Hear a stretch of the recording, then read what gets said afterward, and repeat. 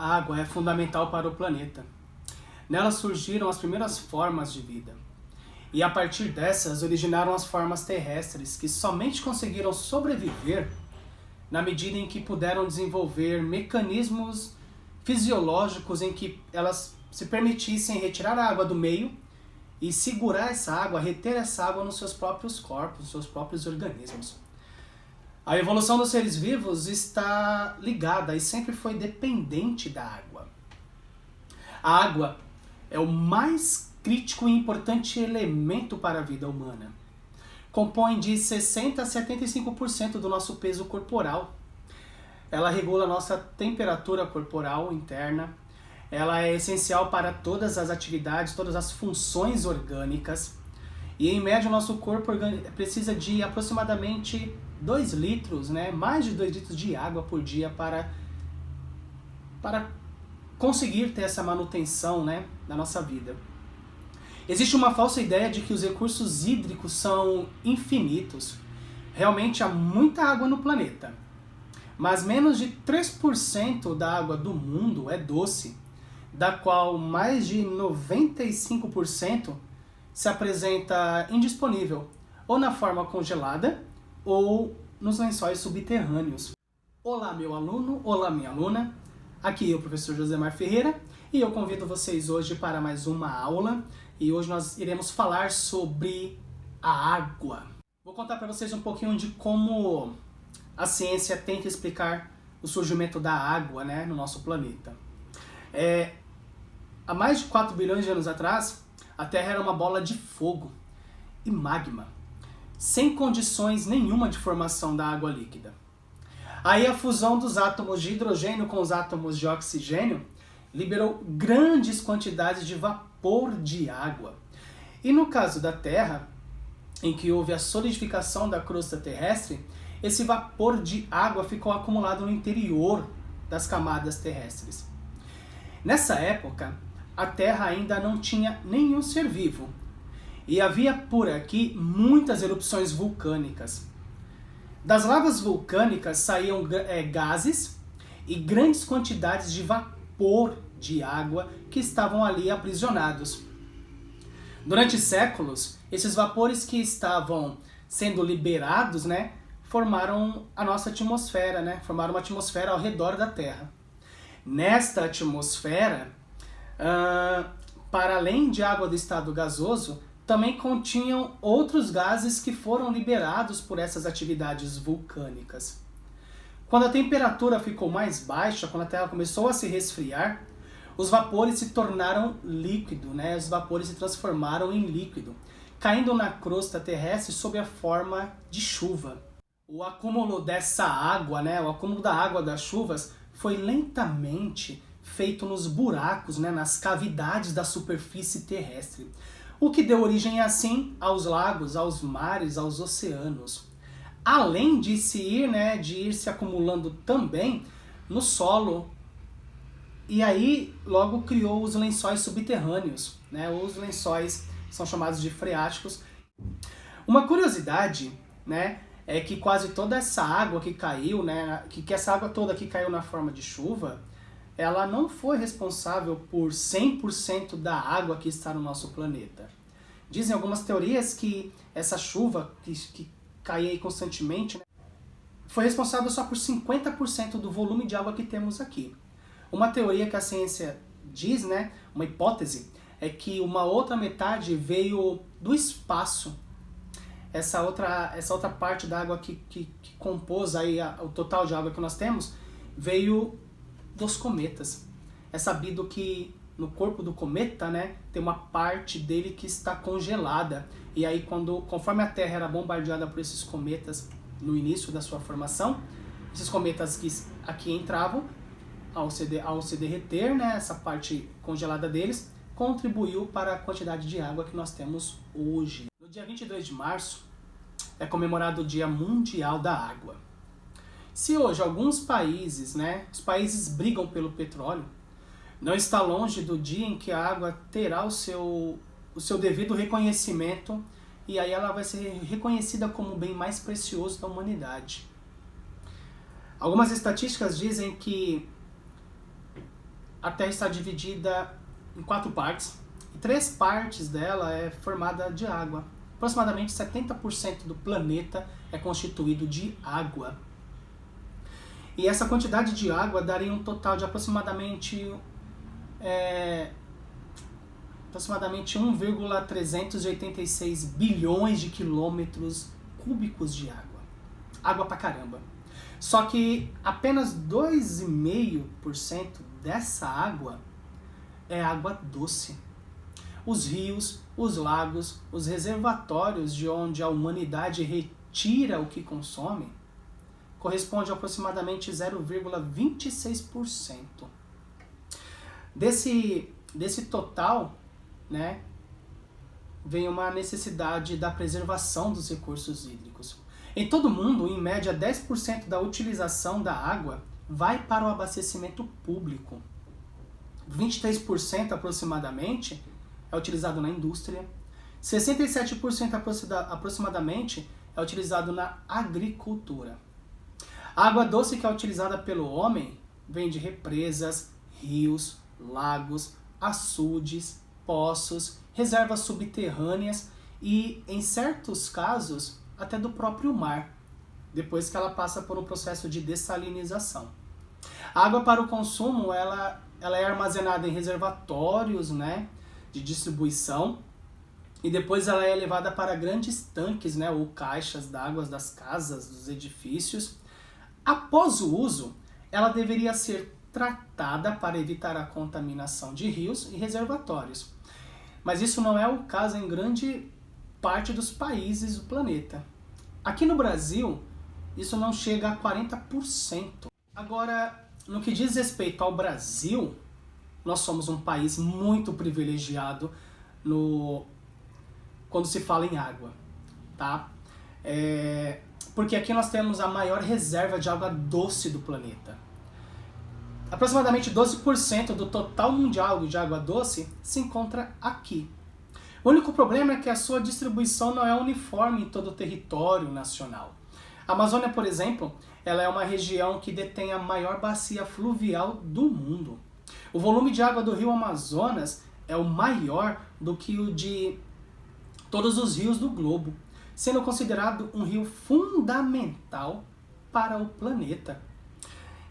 Uma coisa que é importante falar é que a maioria da água que nós temos não se encontra em rios assim, né? Nós temos os chamados rios voadores. Então a gente tem uma água que é, entre aspas, meio invisível, que está no céu. E essa água ela é muito importante, tá? Voltando a falar da água mesmo em rios, né? Falando do nosso Brasil, da nossa Amazônia, as maiores concentrações de população do país se encontram nas capitais e estão aí distantes desses grandes rios brasileiros. Nós temos 3. O Rio Amazonas é um, São Francisco é outro e o Paraná. E aí isso faz com que haja um problema, que é a escassez. No Nordeste, por exemplo, existe uma escassez de água por longos períodos do ano. E aí isso contribui às vezes para que as pessoas abandonem. As pessoas não tendo água, elas não conseguem plantar, não conseguem comer. A gente às vezes não olha para isso, a gente às vezes não se preocupa com isso, né? Além disso, os rios e os lagos brasileiros, eles vêm sendo comprometidos pela queda da qualidade da água disponível. Os rios estão sofrendo com a poluição e com a contaminação. Por exemplo, o Rio Pantanal e o Rio Amazonas já encontraram neles resquícios de mercúrio, que é um metal pesado que é utilizado no garimpo clandestino. Mercúrio é um metal que causa câncer. Já foi encontrado também nos rios Cuiabá e no Rio Paraguai contaminação por agrotóxicos, que são venenos, né, que são utilizados nas plantações, aí, na agricultura. Sem contar a perda da qualidade pelo despejo de esgoto doméstico e industrial. Qual seria a importância da água para o corpo humano, né? Além de os órgãos também terem uma quantidade de água, vou mostrar uma tela para vocês que mostra a quantidade de água no corpo humano, Eu já começo dizendo que essa água, né, ela é essencial para o funcionamento do nosso corpo, assim também como o funcionamento do corpo de todos os animais, tá? Para se ter a ideia dessa importância, eu vou dar ideia da importância dessa substância, eu vou explicar para vocês a primeira composição do nosso organismo.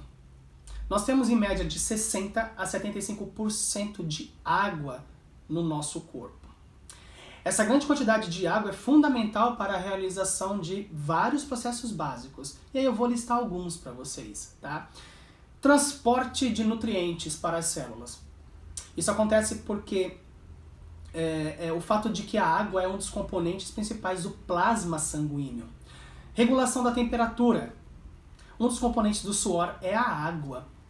E quando essa água evapora, ela resfria o nosso corpo, diminuindo a temperatura interna dele. A água é fundamental para a realização de diversas reações químicas que acontecem no interior das nossas células. Além de ela atuar como proteção do nosso corpo. Por exemplo, nas articulações existe água para que um osso não encoste no outro, né? Para que esse atrito não cause dor. No útero da mulher, quando ela está grávida, o líquido amniótico protege esse embrião. Ela atua como vários pontos importantes na digestão. Então nós temos na boca saliva, que vai ajudar a umedecer o alimento.